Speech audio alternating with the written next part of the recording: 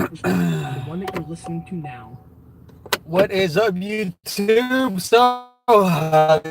These are the Eddie Chronicles. Then, so this episode is being made specifically for my boy Giovanni.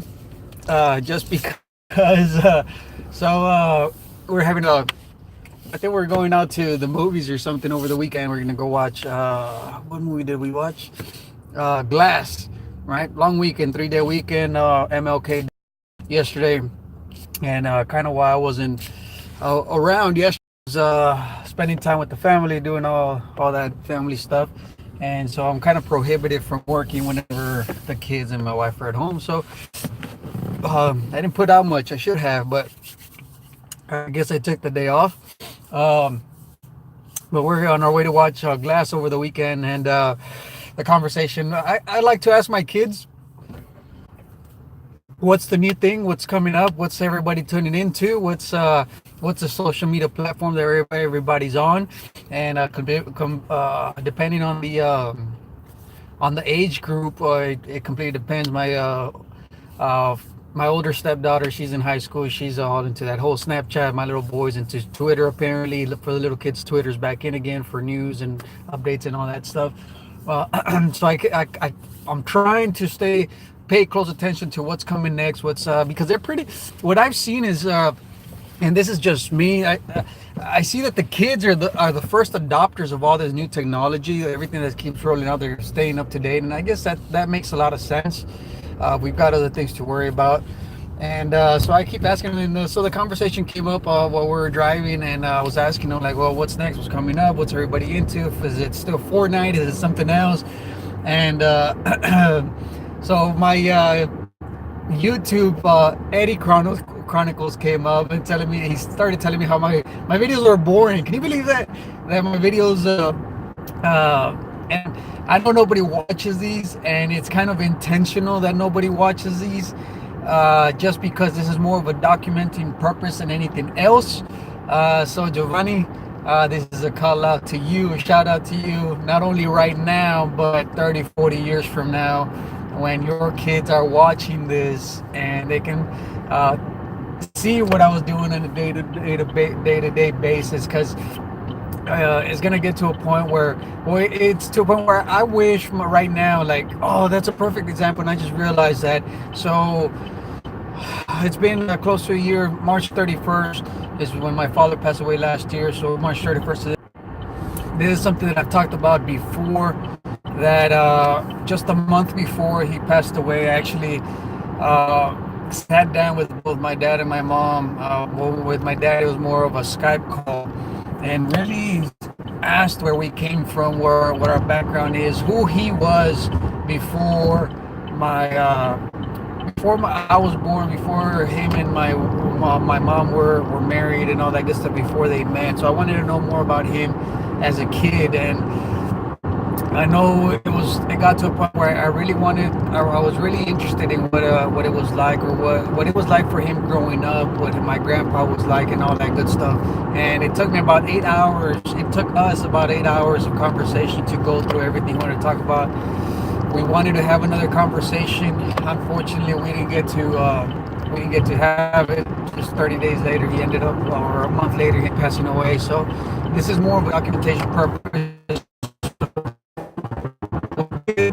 My grandkids see who I was, what videos, they can look me up, see what I was all about. So yeah, my videos are boring to you right now, Giovanni, but who knows, who's to say that your kids are not going to want to watch these videos. So shout out to all of y'all, my kids, my grandkids, I love y'all. So it was funny, but the whole conversation was funny, because my wife, oh, she was loving it. She was laughing off the, she was having a, she's how do you say it? She was a good happy time, because I was boring. So it made me really think, like, man, are they really boring? And for a minute, he had me going. And like, man, for a minute, I was like, man, how do I make it more interesting? So we started brainstorming, like, what can I do? Can I do this? Can I do that? And of course, some of them were just wild ideas, and I was just tossing ideas out there. And one of the ideas was that kind of filming explosions and stuff. And the reason that came up was because I know right now I'm actually listening again for like the fourth time to Gary V's video, Gary V's audiobook, where he talks about the dad and the kid who started doing YouTube videos and started cutting up stuff and seeing what the inside looks like of baseballs and tennis balls and all that good stuff. So kind of that's why I threw that idea out there. He loved it, but I have no idea how it would special effect an explosion of any kind, and I don't think I would have messed with anything like that. But still, it brought up the conversation, and we had a good time about it. And I kind of started it started getting the ball rolling as far as trying to figure out how to make these more interesting. I know that Russell Brunson does his podcast in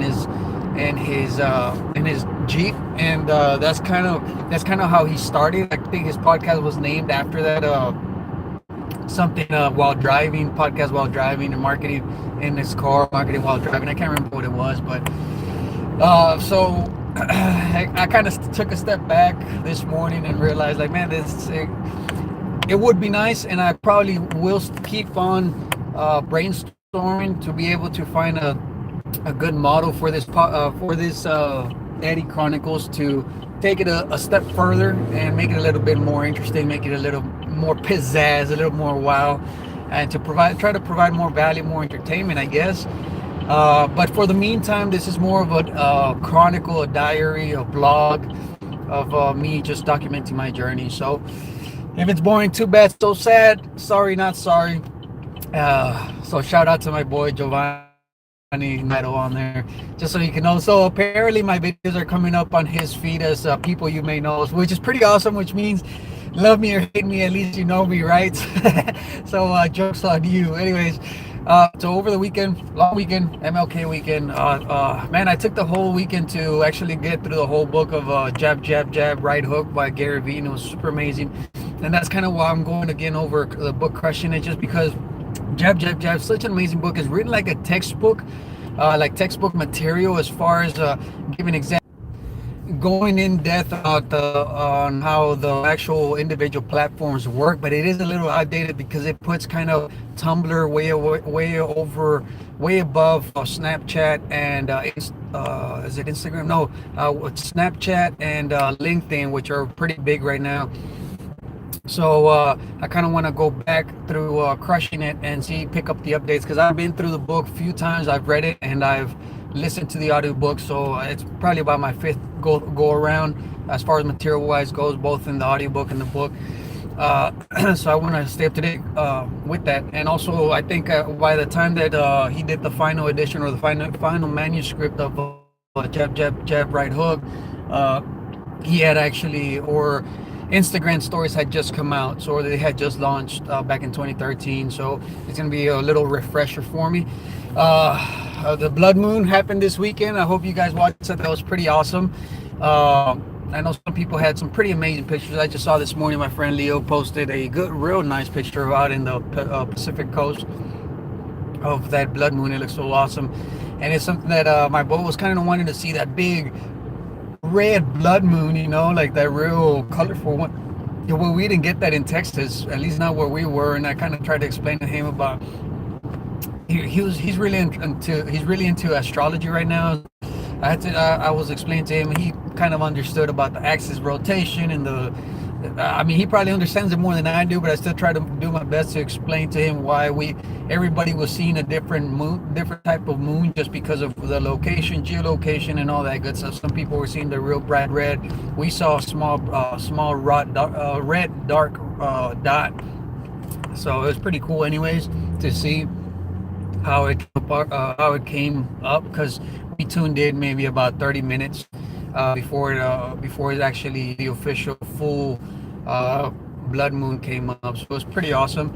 That movie Glass was pretty cool too. I saw some reviews over the weekend that apparently a lot of people, why wouldn't live up to all the Marvel comics and all the Marvel movies, which I don't agree with, just because they're seeing it at a different light. Marvel is a completely different animal compared to what Glass was. I like Glass just because I had seen Split just before the previews came out.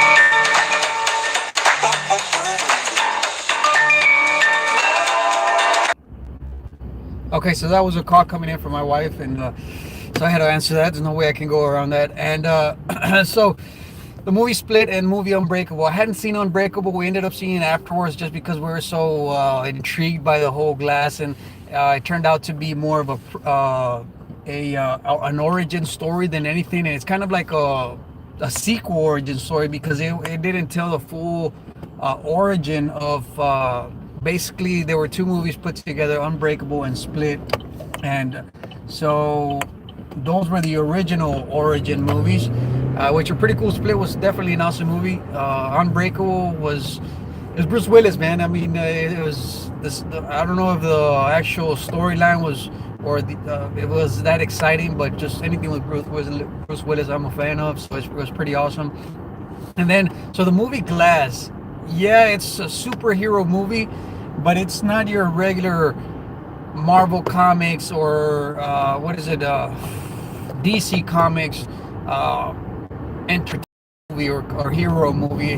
The reason I liked it was because it wasn't yet in all the action packed that all the other movies, all the other hero movies have, but it was I think a genre of its own because it spoke more about or it touched more on how the superhuman powers and it's been said before how all these handicaps like autism and all, like ADHD more than being conditions, they're more of superpowers. So that's kind of why I liked it because it played off of that where the guy from Split had 24 different multiple personalities, and so it ended up being a superpower, and that's he just had superpower strength pretty much.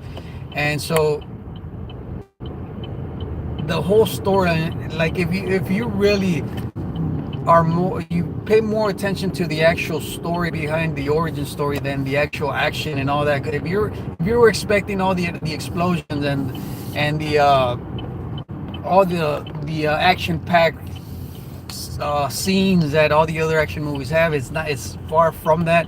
It's more of just a how human evolution is coming to be and how we're taking for granted all these people that are just in the dark that we don't know about, that have all these superhuman conditions that we see them as conditions. They're actually superpowers. And so I really like that, and I really like that it's more of an origin story. So there's more to come to that. That's just the beginning of it. The end of it just pretty much ended up being that just everybody's gonna come to realize that all these are actual superpowers, and they're gonna start coming to light, and so I'm excited to see who's gonna be coming out moving forward as far as superpowers and superheroes. It's gonna be super amazing. So I've got an actual training this morning, headed to the office. I didn't really work much yesterday. I did follow up with some clients and kept some of the transactions moving, but I was kind of held back a little bit by family time. So today I have to hit it hard, and I've got to start with this actual training. So hopefully it won't take much, just early part of the morning. And that's about it. Oh, so there's some content that I want to put out.